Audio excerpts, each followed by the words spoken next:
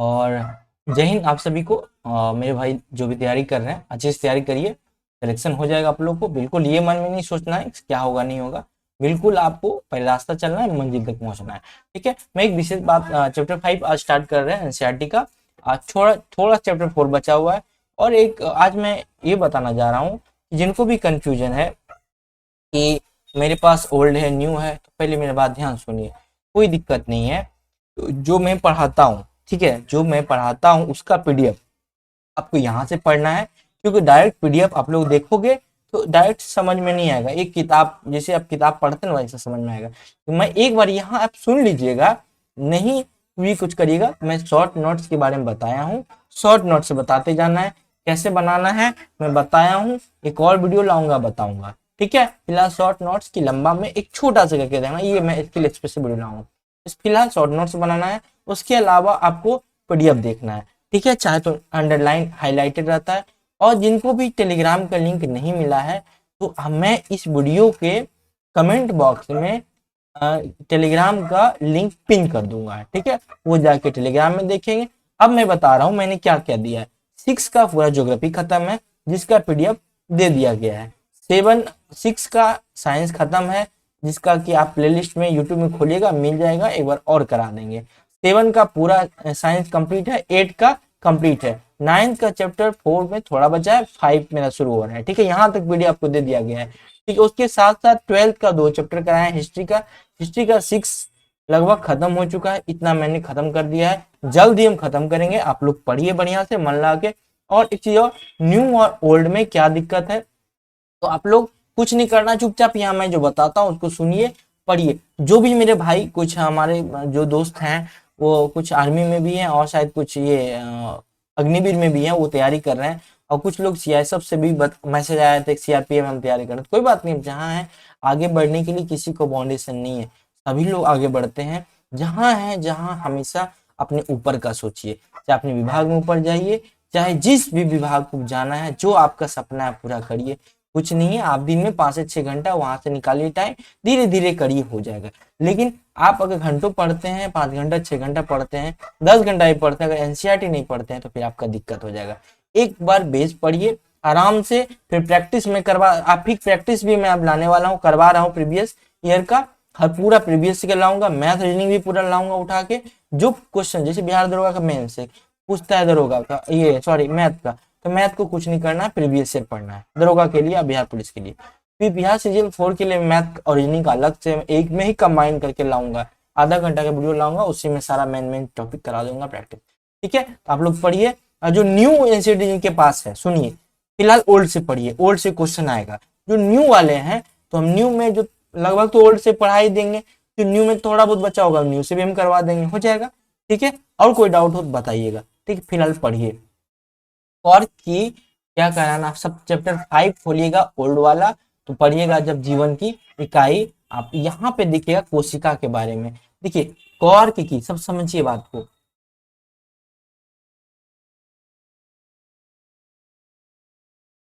देखिए कॉर्क की पतली काट, देखिए हम हाइलाइटर ले लेते हैं, ये लाइन देखिए, कॉर्क की पतली काट के अवलोकन पर रॉबर्ट हुक ने, समझते जाइएगा, पाया कि अनेक छोटे छोटे प्रकोष्ठ हैं। देखिए आपको क्वेश्चन आपने रटा होगा, कोशिका किसने खोजा था, किसने खोजा था। यहाँ ऐसे क्वेश्चन अब नहीं मिलेंगे। अब आपको कैसा क्वेश्चन मिलेगा मैं बताता हूँ। कार की पतली अवलोकन पर रॉबर्ट हुक ने पाया कि अनेक छोटे छोटे प्रकोष्ठ है जिसकी संरचना मधुमक्खी के छत्ते के प्रतीत होती है, ठीक। कॉर्क एक पदार्थ है, आप पढ़े होंगे कॉर्क के बारे में, जानते होंगे कॉर्क क्या है। कॉर्क क्या है, कॉर्क एक पदार्थ है जो वृक्ष की छाल से प्राप्त होता है, ठीक। यहां तक देगा आपको। उसके बाद देगा कि कॉर्क, ऐसे क्वेश्चन कैसे आएंगे आपको मैं लाऊंगा, तो फिर बता दे रहा हूँ कैसे है, तो प्रैक्टिस सेट लाऊंगा पता चलेगा उसमें। कॉर्क की पतली काट पर किसने मधुमक्खी के छत्ते के समान कोशिका की खोज किया था, तो वो ऑप्शन में जो देगा आपको थोड़ा सा हड़बड़ा देगा कि ये क्या है कॉर्क। याद रखिए रॉबर्ट हुक थे, ठीक है। सन 1665, ये क्वेश्चन याद रखिएगा। सन 1665 में हुक ने इसे स्वनिर्मित सूक्ष्मदर्शी से देखा था, ठीक है। अब देखिए रॉबर्ट हुक ने इन प्रकोष्ठकों को बताई थे ना, कॉर्क की पतली जो रचना होता है उसमें पतली कार्ड जैसी रचना होती है, उसमें प्रकोष्ठ होते हैं। तो सूक्ष्मदर्शी ने देखा, रॉबर्ट हुक ने इस प्रकोष्ठों को कोशिका कहा। तो याद रखिएगा, पहली बार कोशिका किसने कहा था? रॉबर्ट हुक ने। तो किससे? कॉर्क की पतली काट से। कॉर्क की काट क्या है? वो होता है वृक्ष की छाल से प्राप्त होता है, जो मधुमक्खी के छत्ते जैसी प्रतीत होती है। आपको यहाँ सबको लिखना है शॉर्ट नोट्स बना के, अलग अलग छोटा छोटा छोटा ऐसे बना के, ऐसे जैसे है ना इस तरह। यहाँ पे लिखिएगा रॉबर्ट हुक, रॉबर्ट हुक डाल के फिर लिखिएगा काट, क्या लिखिएगा? कॉर्क की पतली। फिर अगला क्या दीजिएगा? छोटे छोटे प्रकोष्ठ। आपको ऐसे ही स्टेटमेंट आएंगे। फिर छोटा सा क्या दीजिएगा? मधुमक्खी के छत्ते। फिर आगे दीजिएगा 1665। देखिए आपको ना ये दिमाग में बस जाएगा, ठीक है, ये ज्यादा बसेगा चीज, ठीक है। अब देखिए कोशिका कैसा शब्द है? तो लैटिन शब्द है, ठीक है, जिसका अर्थ होता है छोटा का कमरा। अब देख लीजिए, आपको एग्जाम में आ सकता है देखने को डायरेक्ट, जैसा पैटर्न और जैसा क्वेश्चन आ रहा है ना, तो याद रखिएगा कोशिका का मतलब पूछ लेगा आपसे, आपको समझ में ही नहीं आएगा कोशिका का मतलब क्या होता है।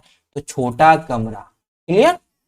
अब देखते हैं आगे, हम लोग डायरेक्ट अब ज्यादा नहीं बात करते हैं क्योंकि टाइम निकल जाता है, इसलिए अब आते हैं ये संरचनाएं, ये छोटी छोटी संरचनाएं हम लोग डायरेक्ट, हम आपको यहाँ से यहाँ तक भी तो बता सकते थे, लेकिन नहीं बताए क्योंकि ये काम का नहीं है, ठीक है। जो काम का है, जो क्वेश्चन है, बस वही बता रहे हैं हम अपना एनसीईआरटी से, इसलिए मैं बता रहा हूँ, आप लोग को पढ़ना है ठीक से।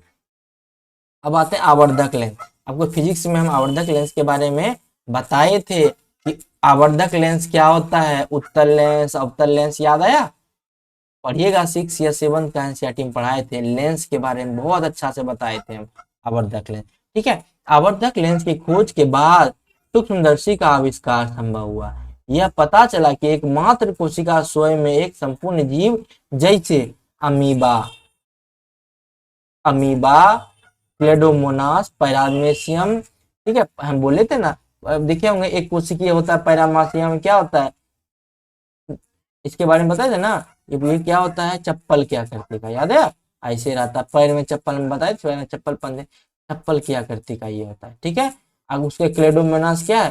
शैवाल है। अमीबा एक कोशिकीय, सभी एक कोशिकीय होता है, ठीक है।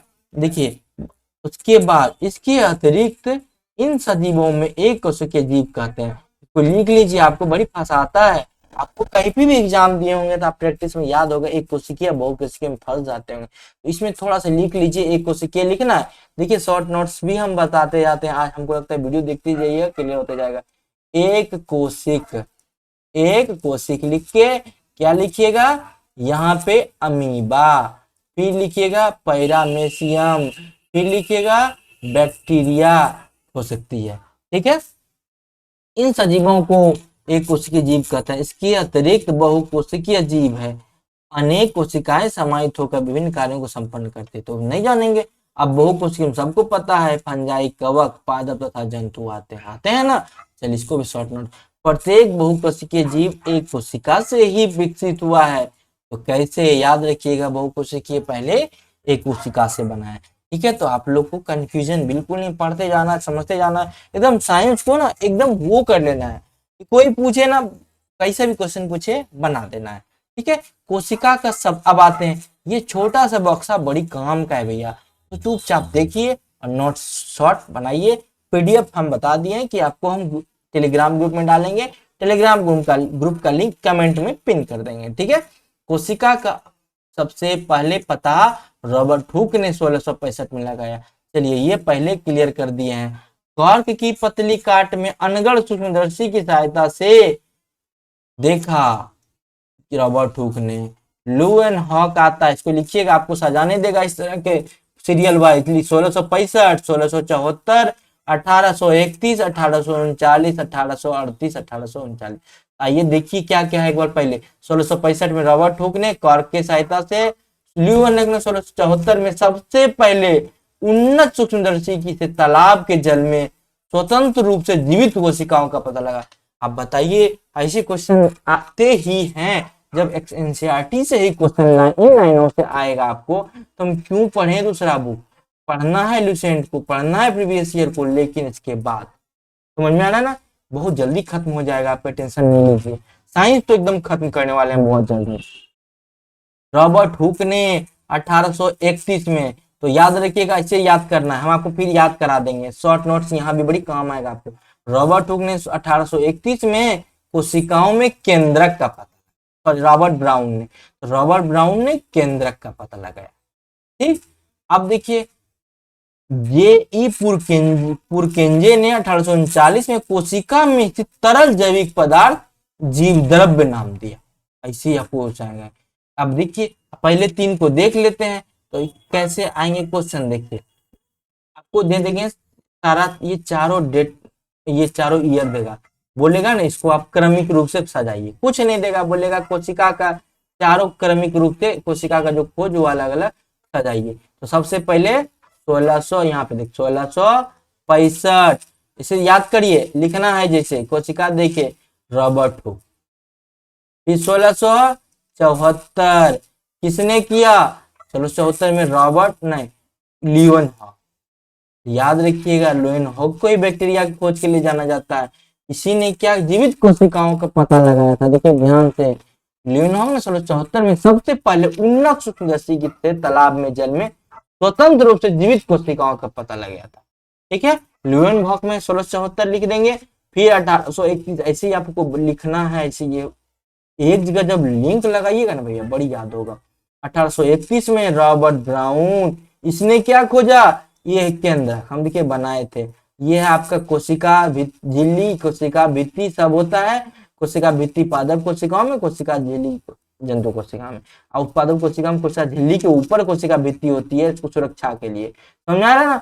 इसके अंदर में होता है ये द्रव्य कोशिका, फिर अंदर में होता है केंद्रक, केंद्रक के अंदर केंद्रक द्रव्य, उसी में आपका तरह तरह का डीएनए का निर्माण होता है। ठीक है, तो केंद्रक खोज किसने किया था, तो रॉबर्ट ब्राउन ने। क्लियर, आपको इसे कुछ कुछ याद करना है, ऐसे जोड़ के एक जगह याद करिएगा ज्यादा होगा। 1839 में पुरकिंजे ने जीवद्रव्य नाम दिया, पुरकिंजी ने जीवद्रव्य नाम दिया। ठीक है, 1838 में स्लाइडन ने, 1839 में स्वान ने कोशिका सिद्धांत के बारे में बताया। समझते जाना है, स्लाइडेन और स्वान के बारे में पता होगा। तो 1838 में स्लाइडेन ने, 1839 में कोशिका सिद्धांत दिया। अगर कोशिका सिद्धांत देगा तो दोनों लिखना है, लेकिन अगर बोलेगा पौधे में, अगर बोलेगा जंतु में, तो दोनों अलग अलग है। तो याद रखिएगा, इसके अनुसार सभी पौधे तथा जंतु कोशिकाओं के बने होते हैं। तो पौधे के बारे में इसने बताया, स्लाइडेन ने, जंतु के बारे में इसने बताया। ठीक है, लिख लीजिएगा। देखिए जीवन की मूलभूत इकाई है, देखिए सुनिए, पौधे तथा जंतु कोशिकाओं के बने होते हैं। ठीक, और पूछेगा वे जीवन की मूलभूत इकाई है, जीवन की मूलभूत इकाई है, क्वेश्चन कौन सा है, तो कोशिका लिखना है, शॉर्ट नोट्स में ऐसे लिखना है, जीवन की मूलभूत इकाई, बस इतने, क्या है क्या नहीं लिखना है, कोशिका। समझ में आ रहा है ना। अब तो आप लोगों को क्लियर होते जा रहा होगा कैसे शॉर्ट नोट्स बनाना है। देखिए विर्चो ने 1855 में कोशिका सिद्धांत को और आगे बढ़ाया। उन्होंने बताया कि सभी पूर्ववर्ती कोशिकाओं से बनती है। अब सुनिए, हम आप शुरू से फिर जाते हैं आप लोग रिवीजन करने के लिए। कोशिका सबसे पहले रॉबर्ट हुक ने दिया 1665, ठीक समझते जाना। सुनिए 1674 में ल्यूवेनहॉक ने क्या कहा, तालाब के सूक्ष्मदर्शी से तालाब के जल में स्वतंत्र रूप से खोजा। तो क्या लिखना है, तालाब का जल, ऐसे लिखिएगा। तालाब, वो डेट अलग से देना है, डेट वाला, उसके बाद सबका डेट के साथ सबका नाम लिख देना है, उसके बाद ऐसे लिखना है, तालाब का जल 1674 ल्यूवेनहॉक। इतना को खाली लिखिएगा ना भैया, आपको भले बहुत याद आएगा, दूसरे को समझ में आए ना आए, दूसरा को नहीं समझ में आएगा, आपको आएगा। ठीक है, फिर देखिए ल्यूवेनहॉक हो गया, रॉबर्ट हुक हो गया, रॉबर्ट ब्राउन ने 18 केंद्रक 1831 में, 1839 में पुरकेंजे ने जीवद्रव्य नाम दिया, 1838 और 39 दोनों बता दिए, स्लाइडेन और स्वान। स्लाइडेन ने पौधा, स्वान ने जंतु। जंतु कोशिकाओं को कोशिका सिद्धांत अगर बोलेगा किसने दिया था, तो स्लाइडेन और स्वान ने। ठीक है, अगर पूछेगा कोशिका को पहले पता किसने लगाया था, कुछ वो क्या बोलते हैं छल वाला जो बताए थे आपको, काट की पतली काट वाला, तो उससे हो गया रॉबर्ट। ये अब इसे बार बार रिपीट कर रहे हैं, आप लोगों को याद भी कराना है। कोशिका सिद्धांत के विषय में बताया। देखिए 1940 में इलेक्ट्रॉन सूक्ष्मदर्शी की खोज के बाद, याद रखिए लिखिए, 1940 में इलेक्ट्रॉन की खोज के बाद कोशिका की जटिल संरचना तथा बहुत से को समझना संभव। अंदर वाला जो कोशिका का राइबोसोम, लाइसोसोम, ये सब जो है ना बाद में समझने लगा। तो याद रखिएगा इलेक्ट्रॉन सूक्ष्मदर्शी कब खोजा गया? 1940 में। चलिए आगे हम लोग देखते हैं, कोशिकांग के कारण ही एक कोशिका जीवित रह पाता है। ये जो कोशिका है इसके अंदर केंद्रक है, इसमें तरह तरह के छोटे छोटे कोशिकांग पाए जाते हैं, एंडोप्लाज्मिक रेटिकुलम, राइबोसोम, लाइसोसोम, है ना, सब बताएंगे आपको हम। आपको एक बार पढ़िएगा याद रहेगा, ठीक है। देखिए कोशिकांग के कारण, ये जो अंदर में कोशिका छोटे छोटे अंग है ना, इसी को कोशिका अंग बोलते हैं, कोशिकांग, ठीक है। एक जीवित कोशिकांग के कारण एक जीवित कोशिका जीवित रह पाता है। ये सब रहेगा तभी कोशिका जिंदा रहता है। हम क्या बोले, जीवन की मूलभूत इकाई क्या है?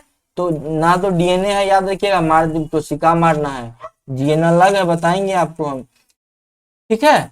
यहाँ चीज क्लियर हो गया। अब थोड़ा सा ये देख लीजिए पेशी के बारे में, है ना, थोड़ा सा ये देखिए, मानव शरीर के विभिन्न कोशिकाएं, कौन कौन कोशिकाएं? शुक्राणु पूछता है, वसा कोशिकाएं, अंडाणु कोशिकाएं, एकल कोशिका से बना होता है, अस्थि कोशिकाएं, चिकनी पेशी, रुधिर तंत्रिका, ये सभी मानव की कोशिका हैं, ठीक है। कुछ कोशिकाएं, देखिए कोशिकाओं की आकृति तथा आकार समझिए, यहाँ पे कोशिकाओं की आकृति तथा आकार उसके विशिष्ट कार्यों के अनुरूप होते हैं। जान लीजिए, आपको स्टेटमेंट बना के अगर क्वेश्चन आ गया, आकृति जो आकार उसका है उसके कार्य के अनुसार होता है, ना कि जीव शुरू से ही रहता है, जैसा आकार उसका आकार वैसा। कुछ कोशिकाएं अपना आकार बदलती है, हम बताए थे, एक कोशिकीय अमीबा, अमीबा पर कूटपाद के बारे में सुने थे, आप बताए थे आपको, अपना उसका कूटपाद होता है। ये अमीबा अपना अस्थायी और उसका जो है ना आकार निश्चित नहीं होता है, ये छोटा सा कूटपाद बना रहता है। ये क्या करता है? कूटपाद की सहायता से भोजन को अंदर लेता है और यहाँ रसधानी में पचाता है, ठीक। अमीबा क्या होता है? आकार बदलता रहता है, फिर बड़ा हो जाएगा, जैसे एक कोशिका अमीबा। कुछ जीवों में प्रत्येक कोशिका का, देखिए कुछ जीवों में कोशिका का लगभग अस्थिर रहता है एकदम। ये अगर ऐसा स्टेटमेंट दे तो मारिएगा। देखिए यही हम लोग इस ऐसे, कोई भी टीचर ऐसे लाइनों को छोड़ के अपना एक इम्पोर्टेंट किताब बना देते हैं, ठीक। लेकिन हम लोग ऐसे अक्सर लाइनों को छोड़ देते हैं। अगर हम लोग ऐसे लाइनों को एक बार भी पढ़ लें, दोबारा आपसे नहीं छूटेगा, ठीक है। कोशिका आकार कैसा होता है? शॉर्ट नोट से बनाना है, क्या बनाइएगा? आकृति तथा आकार बदलता है, कौन? अमीबा। कैसा है अमीबा? एक कोशिकीय है, तथा कोशिका आकार लगभग अस्थिर रहता है, ठीक है। आप लोग अपना अपना शॉर्ट नोट्स बना के मुझे टेलीग्राम में मैसेज करेंगे, हम बताएंगे कहाँ आपसे गड़बड़ी है, क्या है।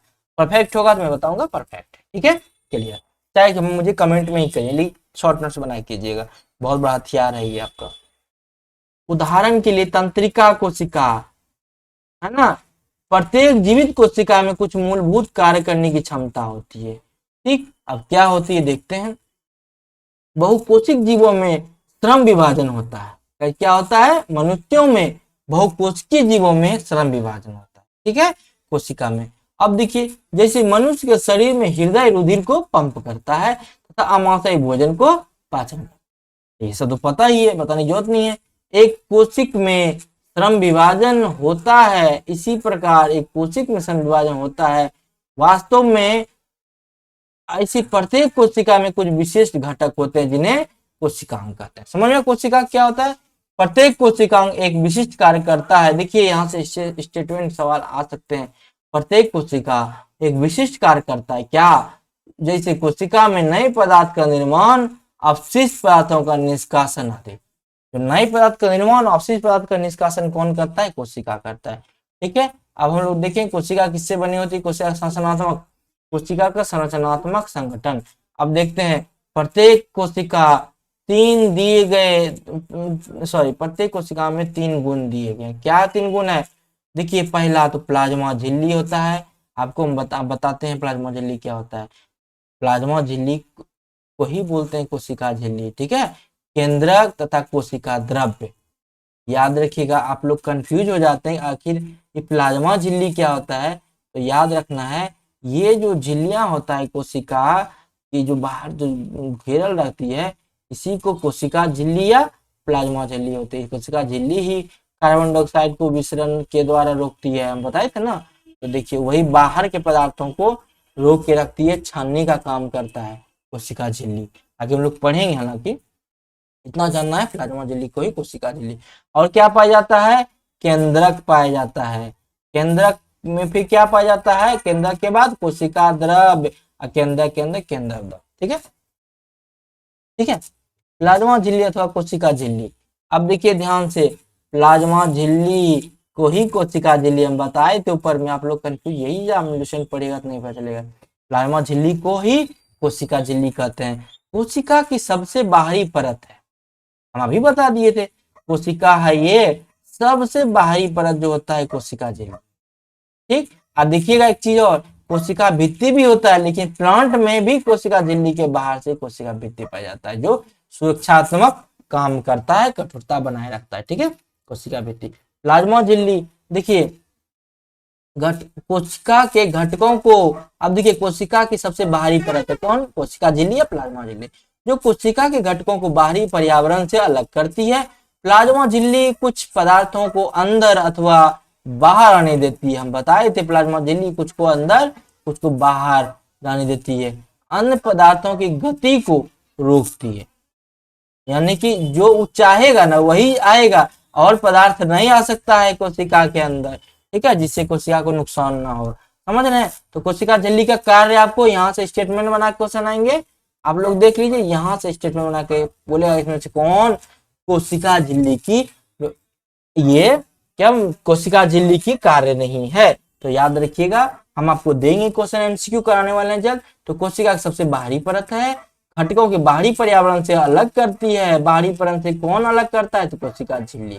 प्लाज्मा झिल्ली कुछ पदार्थों को अंदर अथवा आने जाने देती है, दोनों एक है, तो अंदर और आने जाने के लिए देती है। कोशिका झिल्ली को इसीलिए वर्णक परागम्य झिल्ली कहते हैं। चलिए आप भी उठाइए कलम आप लोग, तो सबसे पहले लिखिएगा क्या, लिखिएगा कोशिका झिल्ली। सुनिए, सबसे पहले लिखना है कोशिका झिल्ली, और नीचे में एक ऐसे पहला क्या दीजिएगा, बाहरी परत। समझ, बाहरी परत जैसे देखें समझिए, कोशिका ना बाहरी परत होगा, आपका तो बाहरी परत नहीं होगा, तो कोशिका झिल्ली होगा। देखिए यही चीज खुद समझना है। उसके बाद घट क्या करती है, ये इसका काम क्या है, घटक को बाहरी पर्यावरण से अलग, तो क्या लिखिएगा, बाहरी पर्यावरण से अलग अलग करती है, अलग लिख दिए कम चल जाएगा। फिर क्या करता है, यह अलग करते के साथ साथ आने जाने देती है। ठीक है, उसके बाद कोशिका झिल्ली को इसीलिए वर्णात्मक परागम्य झिल्ली कहते हैं। समझ में आ गया, वर्णात्मक परागम्य झिल्ली किसको बोलते हैं, कोशिका झिल्ली को। तो अभी आप उठाइए पेन और सबका नोट्स, शॉर्ट नोट्स बनाइए। कोशिका में पदार्थों की गति कैसे होती है, कोशिका कैसे बाहर करते हैं, हम आप बताए थे, आप जब पढ़िएगा उच्च क्षमता से अभी आपको मिलेगा। जो क्वेश्चन हम पिछले वीडियो में बताए थे, जो 1799, 122 इस तरह के पोस्ट में देखने को मिला था, जैसे कार्बन डाइऑक्साइड अथवा ऑक्सीजन कोशिका झिल्ली के आर पार विसरण प्रक्रिया द्वारा आ सकते हैं। अब हम आपको विसरण बताए थे, आप पढ़िए क्लास 6-7 का जब एनसीईआरटी में बताए हैं, तो आप देखिएगा विसरण बताए थे, दो भिन्न भिन्न पदार्थों का मिलना ही विसरण कहलाता है। समझ में आ रहा है ना। तो विसरण अलग अलग पदार्थ है, जैसे कार्बन डाइऑक्साइड अथवा ऑक्सीजन दो भिन्न भिन्न पदार्थ है। कोशिका झिल्ली के आर पार विसरण की प्रक्रिया द्वारा आ जा सकता है, यानी कोशिका जी कार्बन डाइऑक्साइड अथवा ऑक्सीजन, जो कार्बन डाइऑक्साइड ऑक्सीजन है, यह कैसे बाहर अंदर करता है, तो विसरण की कोशिका द्वारा। ठीक है, ऑक्सीजन कोशिका झिल्ली के आर पार कर देता है विसरण द्वारा। पदार्थों की गति उच्च सांद्रता से हमें निम्न सांद्रता की ओर चलती है। क्लियर, ठीक है। कुछ पदार्थ, अरे यार सॉरी नींद आ रहा है, थोड़ा सा नींद पूरा नहीं हो पा रहा है। कुछ पदार्थ जैसे CO2 जो एक कोशिकीय अपशिष्ट है, मतलब समझे, जिसका निष्कासन आवश्यक है, आपको यहाँ क्वेश्चन मिलेगा। इसीलिए मैं बोलता हूँ आपको सुनिएगा ना तो समझ में आएगा क्वेश्चन, साथ साथ आपको क्वेश्चन जैसे बोलते जाए करते जाइए। ठीक है, जब कुछ पदार्थ जैसे CO2 पूछेगा कोशिकीय का अपशिष्ट किसको बोलते हैं, ऑक्सीजन, कार्बन डाइऑक्साइड, तो आप सोचिएगा अरे यार पढ़े ही नहीं थे कभी, तो ऐसे सोचना नहीं है। तो देखिए CO2 यही जो आने आ जाने से रोकती है। तो यही CO2 जो एक कोशिकीय अपशिष्ट है जिसका निष्कासन आवश्यक है, इसको निकालना शरीर से बहुत आवश्यक है, कोशिका में एकत्र हो जाती है और उसकी सांद्रता बढ़ जाती है। अब क्या हुआ, जैसे कोशिका के अंदर कार्बन डाइऑक्साइड हो गया, वह एकत्र हो गया, सांद्रता बढ़ गया। अब क्या होगा, हमेशा विसरण प्रक्रिया में उच्च सांद्रता से निम्न सांद्रता की ओर चलता है। अब ये ज्यादा हो गया तो बाहर की ओर भागेगा कार्बन डाइऑक्साइड। समझ में आ गया। कोशिका के बाह्य पर्यावरण में CO2 की सांद्रता कोशिका में स्थित CO2 की सांद्रता की अपेक्षा कम होती है। कोशिका में बाह्य पर्यावरण की CO2 की सांद्रता कोशिका में स्थित CO2 की सांद्रता कम होती है, यानी कार्बन डाइऑक्साइड की सांद्रता जो है ना कोशिका में बाहर से ज्यादा है। ठीक है, क्योंकि हम लोग सांस जो लेते हैं तो अपशिष्ट जो बनता है कार्बन डाइऑक्साइड के रूप में, फिर उसको बाहर करते हैं। समझ में आ रहा है। इसीलिए मैं बोलता हूँ कि थोड़ा धीरे धीरे मैं पढ़ाता हूँ। आप लोग ध्यान से 1-2 घंटा तो रोज निकाल ही सकते हैं यार, 2 घंटा निकाल के बस देख लो। आधा घंटा 1 घंटा का वीडियो रहता है, 1-2 रहता है, क्लियर हो जाएगा। ठीक है, अब देखिए CO2 की सांद्रता में अंतर आता है, उसी समय उच्च सांद्रता से निम्न सांद्रता की ओर विसरण द्वारा गति होता है, इससे CO2 बाहर निकल जाती है। इसी प्रकार जब भाई नींद इसी प्रकार जब कोशिका में ऑक्सीजन की सांद्रता कम हो जाती है, अब जब क्या होगा, कोशिका में ऑक्सीजन की सांद्रता कम हो जाएगी, ऑटोमेटिक बात है, कोशिका में जब लिया तो कार्बन डाइऑक्साइड की सांद्रता बढ़ जाती है, ऑक्सीजन की घट जाती है, क्योंकि हम हमारा जैसे ऑक्सीजन लेते हैं तो यहाँ पे अपशिष्ट पदार्थ ऑक्सीजन के रूप कार्बन डाइऑक्साइड बढ़ने की वजह से इसको फिर निकालना होता है। ठीक है, तो O2 ऑक्सीजन बाहर से कोशिका में विसरण द्वारा अंदर चले जाती है। कुछ समझ में आया, विसरण द्वारा बाहर में। अब देखिए सुनिए, हमेशा विसरण में उच्च सांद्रता से निम्न सांद्रता की ओर चलती है। ठीक, अब जैसे कार्बन डाइऑक्साइड अंदर आया तो यहाँ कार्बन डाइऑक्साइड की सांद्रता बढ़ गई, तो जब अंदर से कोशिका से बाहर की ओर जाएगा, कभी उल्टा के 2 स्टेटमेंट दे सकते हैं, तो कोशिका से जब बाहर जाएगा तो याद रखिएगा ये उच्च सांद्रता से निम्न सांद्रता की ओर, क्योंकि यहाँ पे उच्च सांद्रता ज्यादा बढ़ गया। अब क्या होगा, यहाँ पे ऑक्सीजन की मात्रा कम हो गई तो यहाँ पे ज्यादा होगा, अब यहां से चलेगा तो बाहर में उच्च से निम्न अंदर चलेगा। क्लियर हो गया। अब यहाँ पे दिक्कत नहीं होना चाहिए। जल भी विसरण के नियमों के अनुकूल व्यवहार करता है। जल के अणुओं की गति जब वर्णात्मक परागम्य झिल्ली, आपको नहीं बताएंगे वर्णात्मक परागम्य झिल्ली क्या होता है, कमेंट में बताइए, मैं बताता हूँ, फिर से दीजिएगा। इसी को बोलते हैं ना कोशिका झिल्ली या प्लाज्मा झिल्ली, या तो बोलेंगे परागम्य झिल्ली। क्यों बोलते हैं परागम्य, इसे परागम्य करता है ऑक्सीजन, कार्बन डाइऑक्साइड है ना, ये सब विसरण द्वारा, तो उसे परासरण कहते हैं।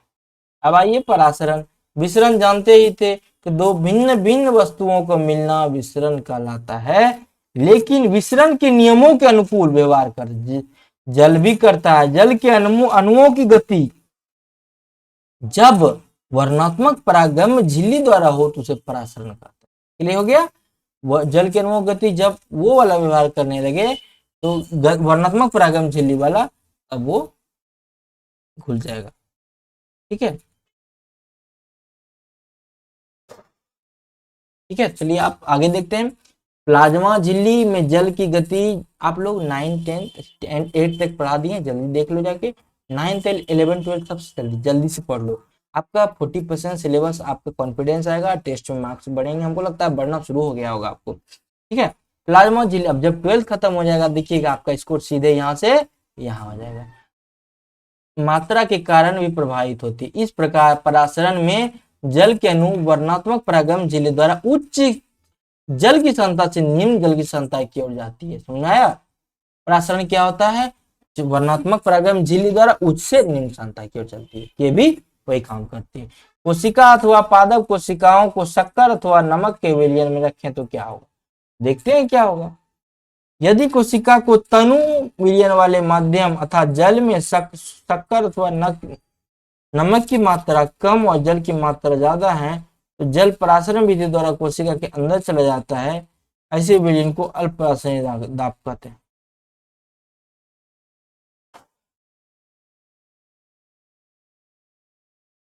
समझ में आ रहा है ना, उम्मीद है समझ पा रहे होंगे। आज कोशिका में यहाँ तक बता देते हैं, कल हम क्या पढ़ेंगे, कोशिका भित्ति, ठीक है।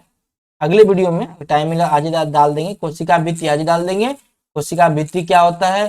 फिर आगे पढ़ेंगे हम लोग इंडोप्लाज्मिक रेटिकुलम, केंद्रक के बारे में पढ़ेंगे।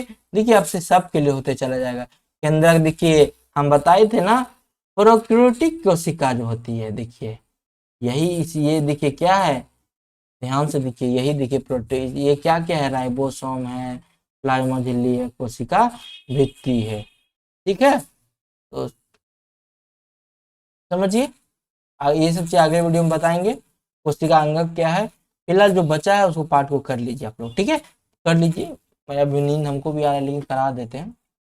एक कोशिकीय, क्योंकि थोड़ा सा लेट तक जगते हैं आप लोग के लिए, वो तैयार करते हैं ना, पीडीएफ तैयार करना पड़ता है, क्योंकि अकेले हैं, हो नहीं पा रहा है सब कुछ, ड्यूटी भी रहता है।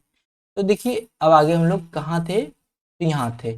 अब देखिए थोड़ा सा परासरण बता दिए, उच्च सांद्रता से निम्न सांद्रता की ओर। देखिए जब जल में अणु, जल में याद रखिएगा, जब यहाँ पे बताए थे वायु में विसरण द्वारा, है ना, वायु में ऑक्सीजन कार्बन डाइऑक्साइड, तो विसरण द्वारा होगा। यहाँ पे एक चीज और आपको हम अलग कर दिए, परासरण जल में होता है, ठीक है, क्लियर हो गया। आपको पढ़े होंगे कि विसरण की क्रिया के द्वारा ही हमारा जड़ सोखता है पानी, ठीक है, कम छोटी दूरी का वो है, ठीक है। अब देखते हैं आगे, जल भी विसरण के नियमों के अनुकूल व्यवहार करता है। जल में अणुओं की गति जब वर्णात्मक परागम झिल्ली द्वारा हो, यानी क्या है, जल में देखिए जब वायु में वहां कार्बन डाइऑक्साइड में था तो वहां विसरण द्वारा, लेकिन जल में लिखिए, इसको अभी क्लियर हुआ मेरे माइंड से, देखिए यही होता है ना, जल के अणु की गति जब वर्णात्मक परागम झिल्ली द्वारा हो उसे प्राशन कहते हैं। प्लाज्मा झिल्ली को जल की गति, जल में घुले पदार्थ, अब सुनिए प्लाज्मा झिल्ली के बारे में पता है, कोशिका झिल्ली बोलते हैं। ते जल की गति जल में घुले पदार्थ की मात्रा के कारण भी प्रभावित होती है, जल में कितना घुल मात्रा है उससे भी प्रभावित होती है, तो इसको भी थोड़ा सा समझ जाइए। इस प्रकार परासरण में जल के अणु वर्णात्मक परागम झिल्ली द्वारा उच्च जल की सांद्रता से निम्न जल की सांद्रता की हो जाती है, ठीक है। ये तीनों पॉइंट आप लिख लीजिए, अगले एग्जाम में देखने को मिल सकता है।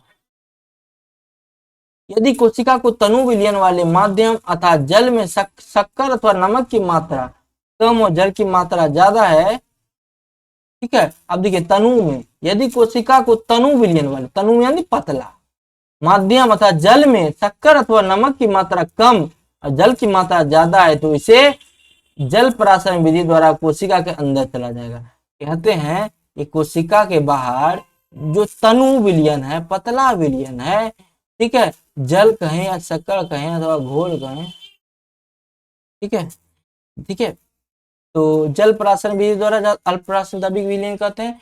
तो थोड़ा सा बचा है, हम अगले वीडियो में बताएंगे, अब थोड़ा सा हिम्मत नहीं कर पा रहा है, नींद आ रहा है थोड़ा सा, ठीक है हमको। आप लोग पढ़िए, रिवीजन करिए, और जस्ट इसका पीडीएफ हम डाल देंगे, टेलीग्राम की लिंक नीचे पड़ा है। ओल्ड न्यू टेंशन नहीं लेना है, हम न्यू करा देंगे। और एक बात आपको, देखिए बहुत मेहनत करते हैं आप लोग के लिए, क्यों करते हैं उसका रीजन ये है, मेरा जो है कि दिक्कत जो विद्यार्थी झेल रहे हैं, और एक चीज बता दे रहे हैं आपको। पहली बात तो जो दिक्कत चाह रहा है उन तक पहुंचाइए, जो बिहार पुलिस के नए लड़के हैं, जो भाई हैं, उन तक ये वीडियो जरूर भेजिए, उनको हर वीडियो बोलिए, जुड़ जाइए, ऐसे तैयारी होता है बाबू। दूसरा नंबर में सबसे बड़ी बात ये है कि क्या बता रहे थे, हम भूल रहे हैं यार, अभी बता रहे थे, याद नहीं आ रहा। देखिए क्या ना कि थोड़ा सा याद समझ जाइए कि जो न्यू वाला एनसीईआरटी है ना, उसके लिए आप टेंशन नहीं लेना है, ठीक है, वो हो जाएगा। और पीडीएफ हम टेलीग्राम ग्रुप में डाल देंगे, आप लोग जुड़ जाइएगा, ठीक है। तो आप लोग तैयारी करिए बढ़िया से, मन लगा के। इसका एमसीक्यू प्रैक्टिस भी जस्ट बाद लेते आएंगे, ठीक है, पदार्थ वगैरह करा के इस समय लेते आएंगे, करा देंगे, आपको याद हो जाएगा उससे, ठीक। चलिए, जय हिंद, आप सभी को, मेहनत करिए।